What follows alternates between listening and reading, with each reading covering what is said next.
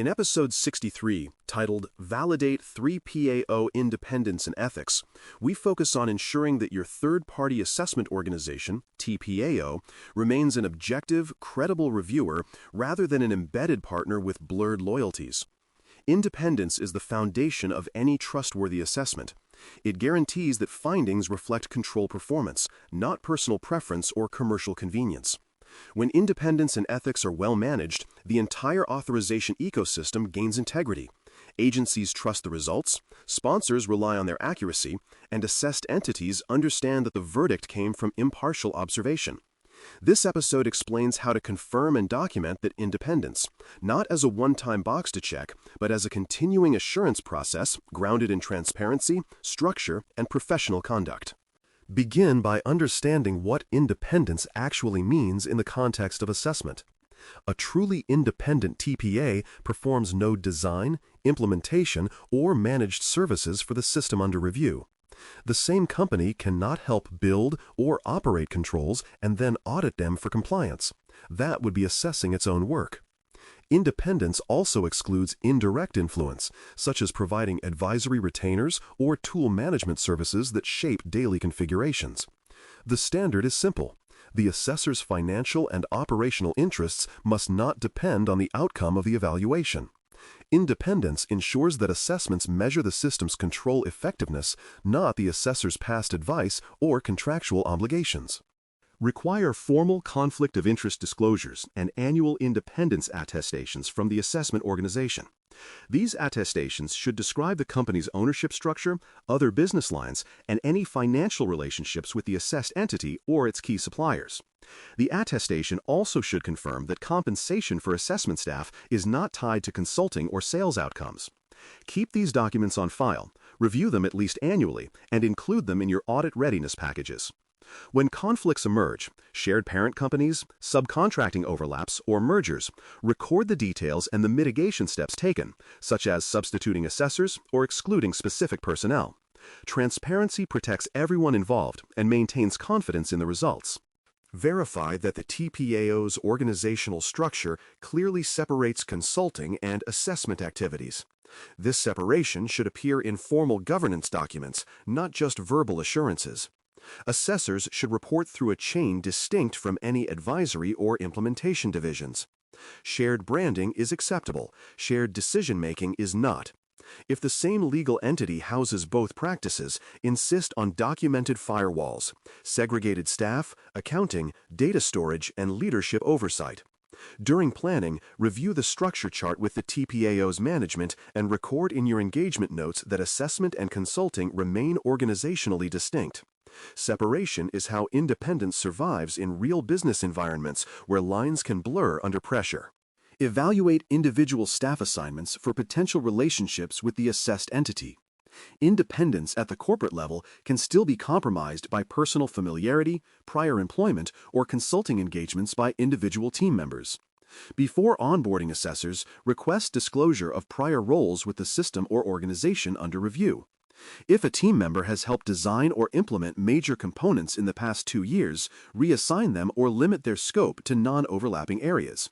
This simple precaution prevents perceptions of bias and protects the integrity of the evidence collection process. Record these checks as part of the assessment planning log so they become verifiable controls in your compliance evidence. Confidentiality and secure evidence handling are ethical imperatives as much as technical requirements. Ensure that all assessment staff sign non-disclosure agreements covering system data, findings, and artifacts. The TPA should use encrypted channels and approved repositories for evidence transfer, with access controls and audit logging. Review their procedures for evidence retention, destruction, and reuse to confirm compliance with sponsor or agency policy. Ethical conduct extends beyond independence. It includes respecting the confidentiality and ownership of every artifact collected. An assessor's credibility depends on how rigorously they handle information that does not belong to them. A frequent pitfall arises when assessors begin advising on fixes during an active assessment. Suggesting corrective actions crosses the boundary between evaluation and consulting and can invalidate independence. If an assessor identifies a control failure, their duty is to document the condition, its evidence, and its impact, not to design the fix or rewrite the procedure. Once the report is issued and the assessment formally closed, clarification or technical discussion may resume under a separate engagement. Drawing this line protects both parties. The assessor avoids conflict of interest, and the assessed organization retains ownership of its remediation design. When boundaries are clear, trust stays intact. A quick win for programs that face frequent clarification requests is developing pre-approved guidance scripts. These scripts outline how assessors can answer process questions without slipping into design advice. For example, referencing the control requirement text, pointing to accepted frameworks, or explaining testing methodology without recommending specific tools. Using such scripts helps maintain helpful collaboration while keeping the tone neutral. It standardizes interactions and prevents well-intentioned explanations from turning into consultancy, especially when technical staff under stress push for "just tell us what to do." Ethical culture needs reinforcement, not just paperwork. Provide periodic ethics and independence training for all assessment personnel and establish escalation channels for concerns.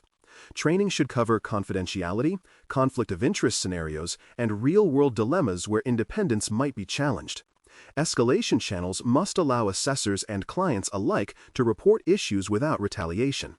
A shared ethics point of contact, often within the TPAO's compliance office or the sponsor's program management organization, ensures that potential breaches are logged, investigated, and resolved.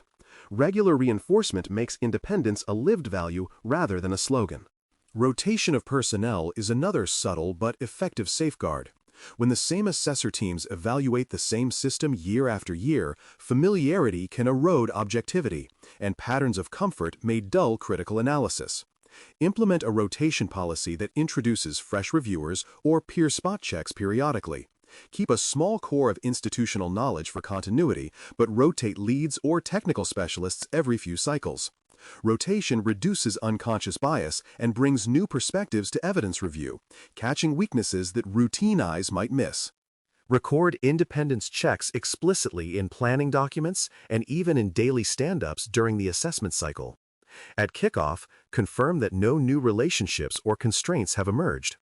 During execution, if an assessor encounters situations that might cross the line, such as being asked to review remediation designs or sign configuration change approvals, log the discussion and resolution. At closure, include a brief independence affirmation in the report package. This level of transparency shows auditors that independence was not assumed but verified throughout the engagement. Sponsor oversight is the final layer that ensures the process stays clean. The sponsoring agency or program management office should review all attestations, staffing rosters, and any potential conflicts disclosed during planning.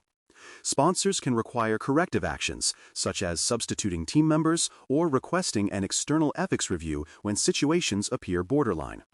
Oversight bodies should also evaluate the TPO's internal independence program annually, confirming training records, structural separation, and complaint handling.